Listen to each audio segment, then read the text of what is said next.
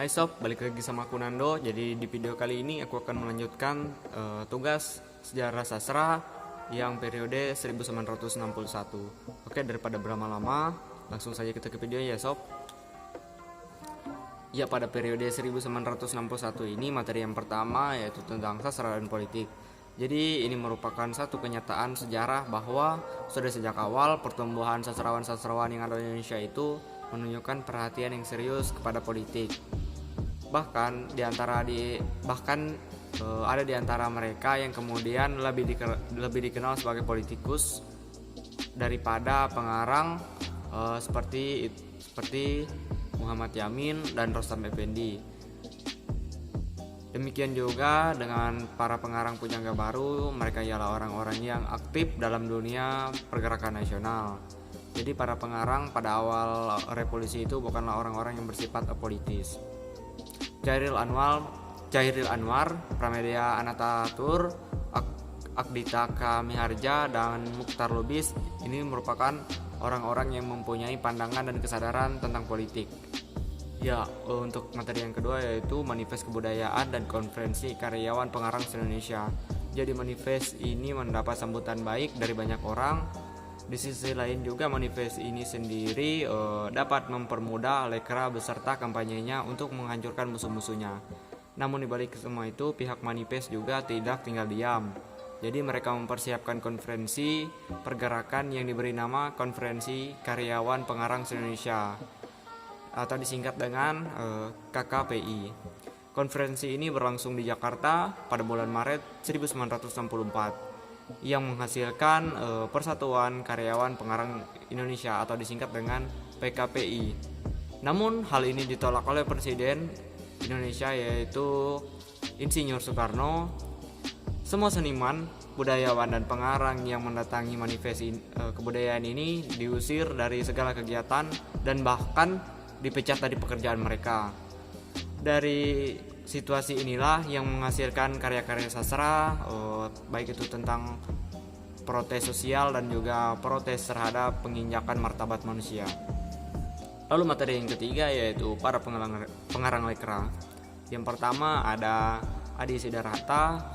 Beliau lahir di Cibeber tanggal 7 Maret 1924. Beliau ini adalah salah satu pendiri Lembaga Kebudayaan Rakyat atau disingkat dengan Lekra. Ia pernah menjadi wartawan harian Boreh di Yogyakarta. Pada masa revolusi, ia bergabung dengan Angkatan Pemuda Indonesia. Lalu yang kedua ada Lukman Joto. Beliau lebih dikenal dengan nama Nyoto. Beliau lahir di Kabupaten Bondowoso tanggal 17 Januari 1927. Beliau ini adalah wakil dari Ketua PKI dan berteman dekat dengan DN Aidit. Beliau juga pernah menjadi seorang menteri negara. Lalu yang ketiga, Jober Abjob. Beliau lahir di Bukit Tinggi tanggal 16 Februari 1926. Beliau ini adalah seorang penulis Indonesia. Ia juga seorang penerjemah dan pengamat kebudayaan. Ia pernah menjadi anggota Dewan Penasehat Siaran Radio, menjadi anggota Dewan Pertimbangan Pemuda, menjadi anggota Dewan Film, dan juga menjadi anggota DPTG atau MPRS, dan juga menjadi anggota pemimpin pusat Lekra pada tahun 1959 sampai 1965. Lalu yang keempat ada Dipa Nusantara Aidit. Beliau lahir di Boyolali tanggal 22 November 1995. Beliau ikut serta dalam memimpin gerakan pemudi Belitung pada zaman kolonial Belanda dan sempat menjadi anggota DPRS mewakili rakyat Belitung saat Indonesia merdeka pada waktu itu. Lalu selanjutnya ada para pengarang keagamaan. Di sini ada beberapa pengarang keagamaan seperti Jamil Suherman. Beliau menulis kumpulan cerpen dan roman yang berjudul Umbil Kaslum dan Perjalanan ke Akhirat. Ini diterbitkan oleh penerbit Nusantara. Lalu yang kedua ada M. Saribi AFM. Beliau menulis kumpulan sajak yang berjudul Gema Lembah Cahaya tahun 1964 dan diterbitkan oleh Pembangunan. Lalu ada kumpulan sajak dari 8 orang penyair yang berjudul Manifest, dan ini diterbitkan oleh penerbit Tintanas. Sedangkan karya sastra orang-orang Katolik itu mempunyai sebuah majalah bulanan kebudayaan umum yang terbit di Yogyakarta. Basisnya ini terbit sejak tahun 1951. Dari selanjutnya yaitu ada sajak tirani. Jadi tirani itu berjumlah 18. Jadi judul-judul puisi ini antaranya itu yang pertama sebuah jaket berlumur darah, lalu yang kedua Merdeka Utara, yang ketiga Harmoni, 4 Jalan Segara, 5 Karangan Bunga, ke-6 Salemba, yang ke-7 Tablu Menjelang Malam, yang ke-8 Dari Catatan Seorang Demonstran, yang ke-9 Percakapan Angkasa, lalu yang ke-10 Geometri, yang ke-11 Apiasi, yang ke-12 Mimbar, yang ke-13 Artimetik Sederhana, yang ke-14 Depan Sekretariat Negara, yang ke-15 22 tahun kemudian, lalu yang ke-16 itu Seorang Tukang Rambutan pada Istrinya, yang ke-17 itu Doa, dan yang ke-18 yang terakhir itu Kita Adalah Pemilik Sah Republik Ini. Nah, kumpulan puisi dari karya Taufik Ismail ini mengandung unsur perlawanan terhadap ketidakadilan dan protes sosial terhadap pemerintah Orde Lama. Lalu materi selanjutnya yaitu ada beberapa pengarang. Yang pertama ada Soelarto. Beliau lahir tanggal 11 September 1939 di Purworejo. Ia menulis cerpen yang penuh dengan protes dan ejekan dan hanya catatan-catatan yang mengenai situasi politik dan sosial. Dramanya yang berjudul Domba-Domba Revolusi mendapat reaksi dari orang-orang lekra. Kemudian drama itu ditulis dalam bentuk novel yang berjudul Tanpa Nama oleh Nusantara tahun 1963. Lalu yang kedua ada Bur Rasuanto. Beliau lahir di Palembang tanggal 6 April 1937. Ia menulis sajak-sajak, esai, dan roman. Cerpen-cerpennya dikumpulkan yang berjudul Dalam Bumi yang Berpeluh tahun 1963 dan Mereka Akan Bangkit tahun 1964. Sajak-sajaknya berjudul Mereka Telah Bangkit diterbitkan dengan stensil. Lalu romannya yang berjudul Sang Ayah tahun 1969 dan Manusia Tanah Air. Ada yang ketiga Basri Asnin. Beliau lahir tanggal 29 Agustus tahun 1939 di Muara II, Palembang. Ia bekerja sebagai anggota redaksi harian Kami dan cerpen-cerpennya diterbitkan berupa buku dalam 2 kumpulan. Kumpulannya itu di tengah Padang dan Laki-laki Berduka. Lalu selanjutnya ada pengarang yang bernama Satyagraha Horib Suprabo. Beliau ini lahir di Lamongan tanggal 7 April 1934. Ia banyak menulis kehidupan seseorang. Ia banyak menulis cerpen dan esai tentang kebudayaan. Romannya itu yang berjudul Sepasang Suami Istri. Ini melukiskan kehidupan seorang suami politikus. Ia juga pernah menulis buku berupa cerita wayang yang berjudul Resi Bisma tahun 1969. Lalu ia muncul sebagai editor sebuah buku antologi eser, itu sekitar persoalan-persoalan sastra yang memuat esai karya Asrul Sani, Iwan Simatupang, Gunawan Muhammad, Arif Budiman, dan lain-lain. Yang pertama ada Taufik Ismail. Beliau lahir tahun 1937 di Bukit Tinggi dan dibesarkan di Pekalongan. Beliau ini mulai menggunakan sajak-sajak, cerpen-cerpen, dan esai-esainya sejak tahun 1954 berupa awal tahun 1966. Ia muncul di permukaan itu ketika karyanya yang berjudul Tirani. Ini berisi sajak-sajak yang diumumkan di tengah-tengah demonstrasi para mahasiswa dan pelajar yang menyampaikan tritura pada waktu itu.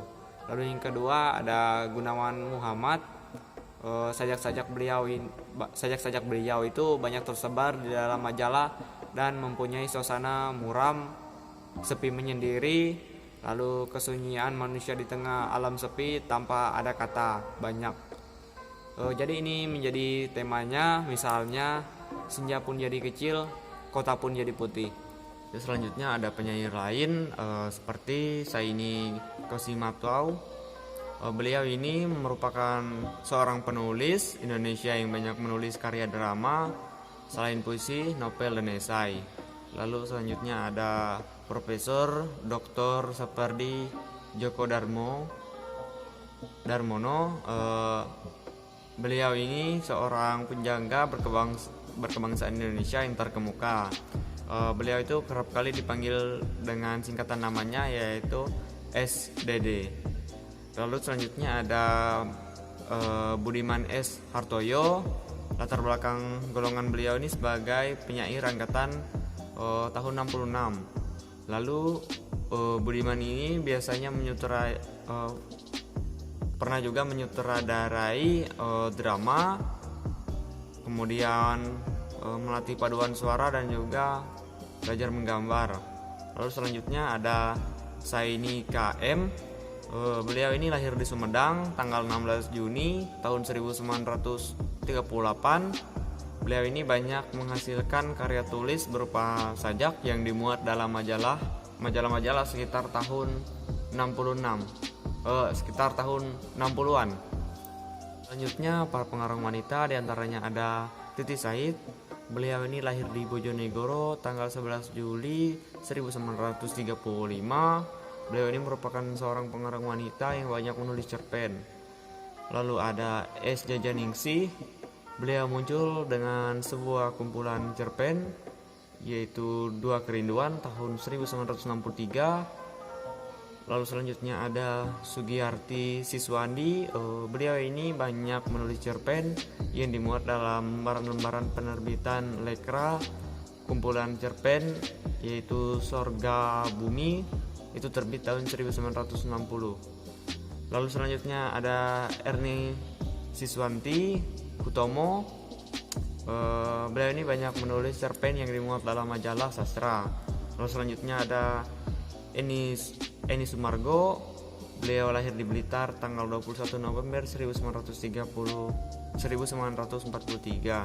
Lalu selanjutnya ada Susi Amina Aziz. Beliau lahir di Jatinegara tahun 1939.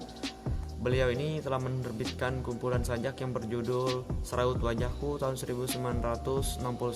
Dan yang terakhir ada Dwiarti Marjono. Beliau ini menulis sajak yang dimuat di dalam majalah sastra. Ya, lalu drama, pengarang drama sendiri ada beberapa seperti Muhammad Diponegoro. Beliau ini lahir pada tanggal 28 Juni tahun 1928 di Yogyakarta. Beliau ini merupakan ketua dari grup drama teater muslim di Yogyakarta. Karya-karya beliau ini banyak diambil dari sejarah dan cerita-cerita Islam, antara lain itu Iblis dan Surat kepada Gubernur. Lalu selanjutnya ada M. Yunan Helmi Nasution. Beliau ini adalah pemimpin himpunan seniman budayawan Islam atau disingkat dengan HSBI. Beliau ini telah menulis serta mementaskan drama-drama hasil karya seperti Iman dan lain-lain. Ya, esai pada angkatan 45. Jadi para penulis esai pada angkatan ini itu dapat dihitung jumlahnya hanya dengan hitungan jari saja. Setelah itu mulailah bermunculan para penulis esai, dan yang paling terkenal itu yaitu Iwan Simatupang. Beliau ini banyak melontarkan gagasan-gagasan dan perspektif-perspektif baik. Namun esai-esai yang ada dalam majalah-majalah yang pertama memuatnya itu hampir semuanya terbenam. Kumpulan esai tentang persoalan sastra itu telah dimuat dan diterbitkan oleh Satyagraha Horib Suprabo dengan judul Antologi Esai Sekitar Persoalan Sastra tahun 1969. Ya untuk kesimpulannya sob, karya sastra pada periode 1961 ini lebih berfokus pada protes sosial terhadap pemerintah yang dituangkan dalam berupa bentuk sajak. Lalu kumpulan puisi maupun roman pada zaman sekarang itu karya sastranya tidak berfokus lagi pada protes sosial, di mana karya sastra yang sebelumnya itu dikenal dengan nama roman, kemudian sekarang berganti menjadi yang kita kenal itu sebagai novel. Jadi begitu sob. Terima kasih udah nonton video ini, dan sampai jumpa di video aku selanjutnya. Terima kasih.